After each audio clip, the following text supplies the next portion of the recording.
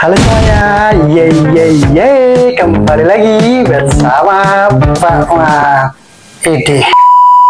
Oke guys, nah itulah keseruan Pakmang tadi menyampul layangan 4 karakter guys. Nah di sini Pakmang akan melanjutkan menyampul layangan 2 karakter guys. Nah di sini pertama ada layangan Pingwin guys.